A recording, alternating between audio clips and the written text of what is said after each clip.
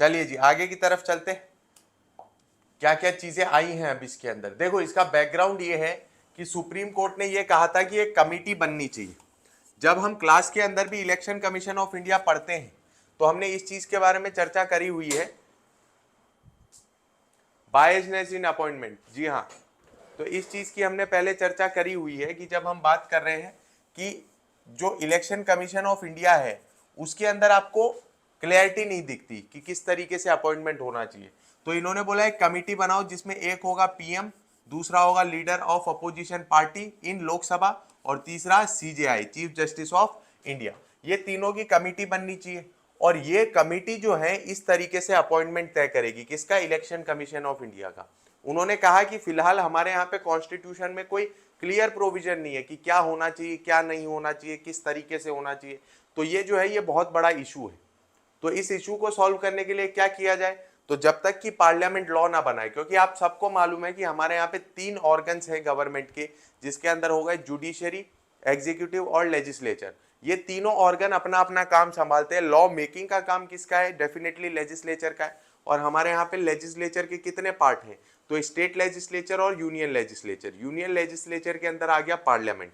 तो ये पार्लियामेंट की रिस्पॉन्सिबिलिटी बनती है कि अगर यहाँ पे कोई तरीके से वेगनेस है तो उस वेगनेस को क्लियर किया जाए, और उस वेगनेस को क्लियर करके क्या किया जाए, अपॉइंटमेंट को स्ट्रीमलाइन किया जाए, प्रॉपर किया जाए, राइट। तो इन्होंने जब तक कि कॉन्स्टिट्यूशनल प्रोविजन नहीं है और लीगल प्रोविजन नहीं है तो कौन सी कमिटी होगी, committee of PM, leader of opposition party and CJI. ये तीनों लोग एक साथ मिलकर क्या करेंगे, अपॉइंटमेंट करेंगे। यहां तक बताइए समझ आया कि नहीं आया, यहां पे समझ आया कि नहीं आया। और एक मेरा क्वेश्चन है कि इससे सरकार को क्या प्रॉब्लम होगी, इससे एग्जीक्यूटिव को क्या प्रॉब्लम होगी,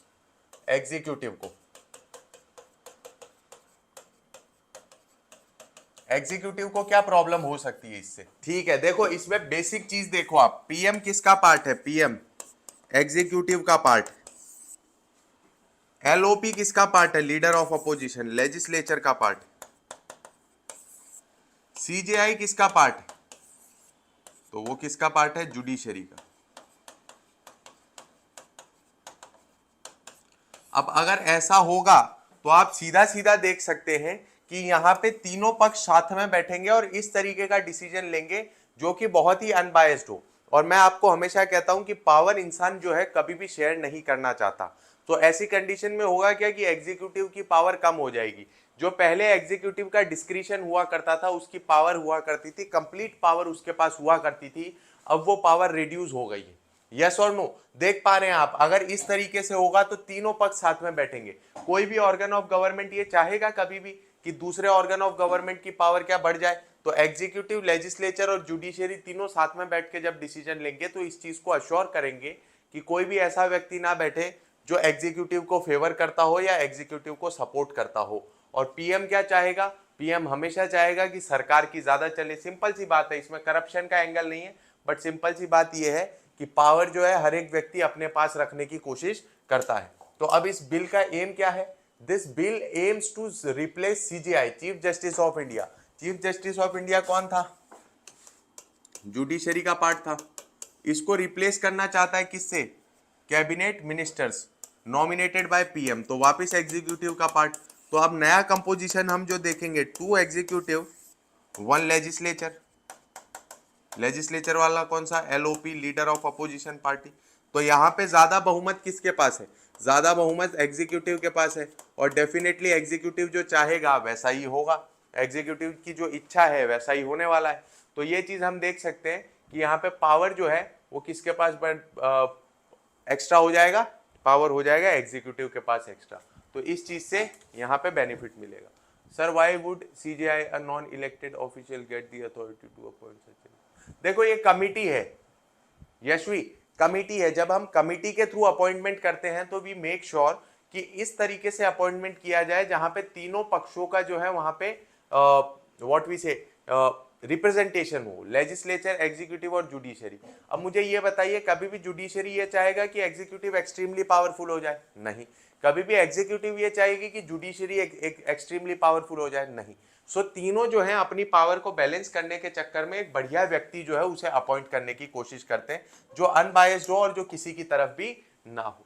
यस और नो? चलिए जी आगे चला जाए। Provisions of the bill, committee के अंदर अब कौन होगा? PM, LOP, cabinet minister nominated by PM, ये चीज हमने देखी।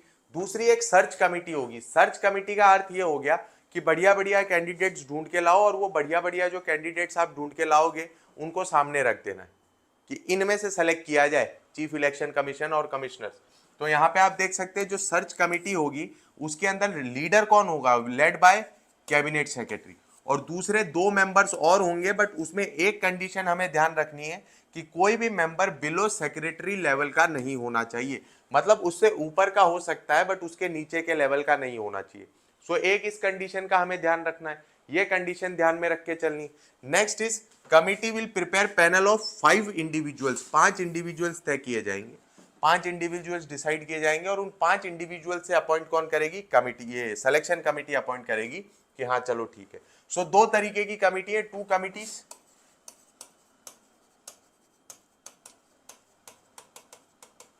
एक है सिलेक्शन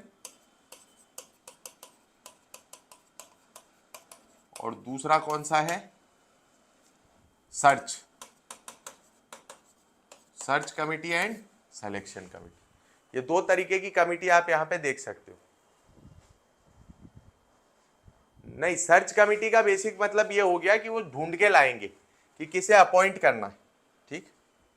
क्वालिफिकेशन, अब पहले क्या हुआ करता था कि इलेक्शन कमीशन ऑफ इंडिया में क्वालिफिकेशन प्रिस्क्राइब नहीं थी कि क्या क्वालिफिकेशन होनी चाहिए, बट अब यहाँ पे वो चीज कर दी है। पहला तो लिखा है मैन ऑफ इंटीग्रिटी, कि वो व्यक्ति जो है, मतलब कोई भी हो सकता है, लड़की भी हो सकता है, लड़का भी हो सकता है, पर जो भी हो वो क्या हो? इंटीग्रिटी वाला हो, सत्यनिष्ठ हो, किसी भी तरीके से करप्ट ना हो।